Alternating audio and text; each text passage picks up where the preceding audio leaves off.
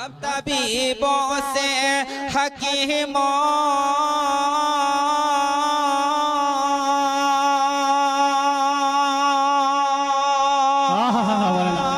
کیا اچھا انداز ہے. کب طبیبوں سے حکیموں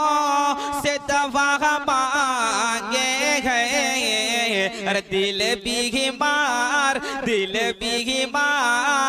مدینے کی ہوا مانگے گئے. آج کی اس نشست میں ایک بہت ہی اہم پروگرام اور آپ نے اشتہار میں پڑھا ہوگا تحمیل ناظرہ قرآن کریم.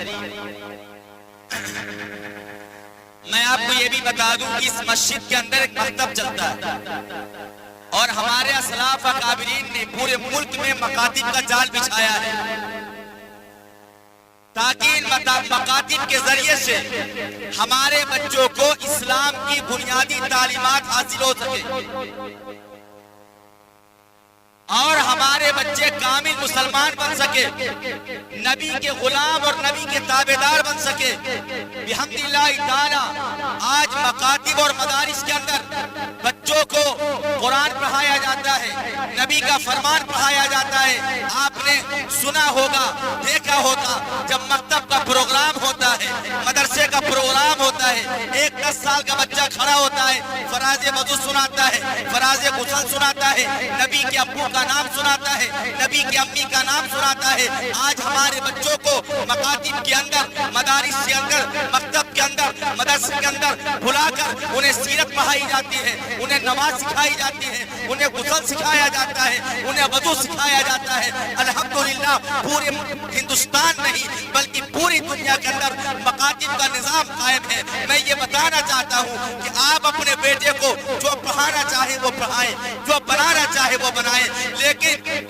کچھ بھی بنانے سے پہلے اپنی اولاد کو مسلمان بنائیے, اپنی اولاد کو نبی کا غلام بنائیے, اپنی اولاد کو نبی کا تابعدار بنائیے. آپ کی اولاد کو معلوم ہونا چاہیے کہ نبی کی سیرت کیا ہے, آپ کی اولاد کو معلوم ہونا چاہیے کہ نبی کی زندگی کیا ہے, آپ کی اولاد کو معلوم ہونا چاہیے کہ نماز کا طریقہ کیا ہے, آپ کی اولاد کو معلوم ہونا چاہیے کہ صحابہ کون ہیں, آپ کی اولاد کو معلوم ہونا چاہیے کہ عقیدہ ختم نبوت کیا ہے, آپ کی اولاد کو معلوم ہونا چاہیے کہ وضو کا طریقہ کیا ہے, غسل کا طریقہ کیا ہے. یہی مکتب ہے اور مدرسہ ہے جہاں پر بچوں کو بلا کر یہ بتایا جاتا ہے کہ ماں کے قدموں کے نیچے جنت ہے, باپ جنت کا دروازہ ہے, ماں کے چہرے پر نگاہ ڈالو تو اللہ حج کا ثواب دیتا ہے. یہی مکتب اور مدرسہ ہے جہاں آپ کے بچوں کو ٹاٹ پر, بوریے پر, چٹائی پر بٹھا کر اور کم تنخواہوں پر یہ اللہ والے, یہ علماء, یہ حفاظ بتاتے ہیں, سکھاتے ہیں, پڑھاتے ہیں کہ بیٹا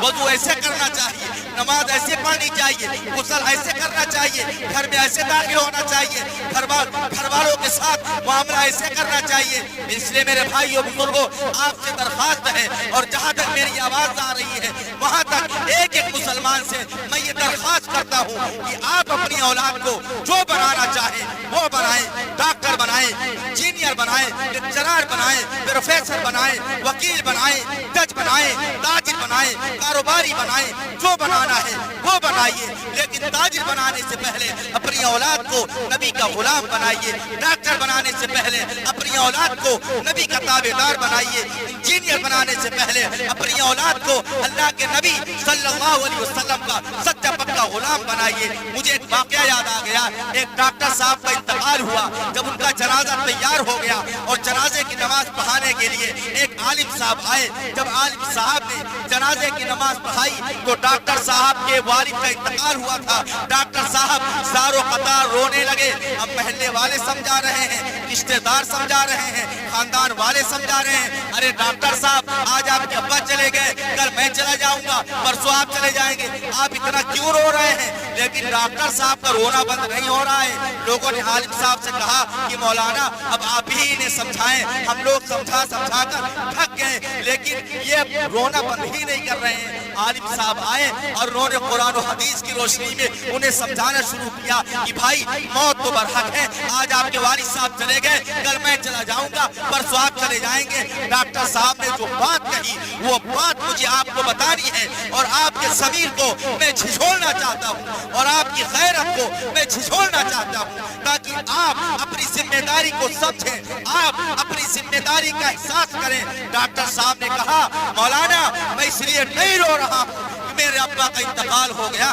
میں مسلمان ہوں، میں نے کلمہ پڑھا ہے، میں نے ایمان والی ماں کی کوکھ سے جنم لیا ہے، میں ایمان والے کے گھر میں رہتا ہوں، یہ تو مجھے بھی معلوم ہے۔ آج ابا گئے، کل میں جاؤں گا، پرسوں یہ جائیں گے، ساری دنیا چلی جائے گی، لیکن آج مجھے رونا اس بات پر آ رہا ہے کہ میرے ابا نے مجھے اتنا پڑھایا، اتنا پڑھایا، اتنا پڑھایا کہ میں ڈاکٹر ہو گیا، میری فیس 2000 ہے، لیکن آج میرے ابا کفن میں لپٹے ہوئے میرے سامنے کھڑے تھے اور میں اپنے ابا کی جنازے کی نماز نہیں پڑھ سکا۔ میرے بھائیوں، کیا آپ بھی یہ چاہتے ہیں کہ آپ کی اولاد آپ کی جنازے کی نماز نہ پڑھ سکے؟ کیا آپ نہیں چاہتے کہ آپ کے سرحانے آپ کی اولاد بیٹھ کر سورہ یاسین پڑھے؟ کیا آپ نہیں چاہتے کہ آپ کو غسل مسجد کا امام نہیں آپ کی اولاد دے؟ کیا آپ نہیں چاہتے کہ آپ کا کفن آپ کی اولاد کاٹے، آپ کو کفن آپ کی اولاد پہنائے، آپ کو قبر میں آپ کی اولاد اتارے، اور آپ کی جنازے کی نماز آپ کی اولاد پڑھائے،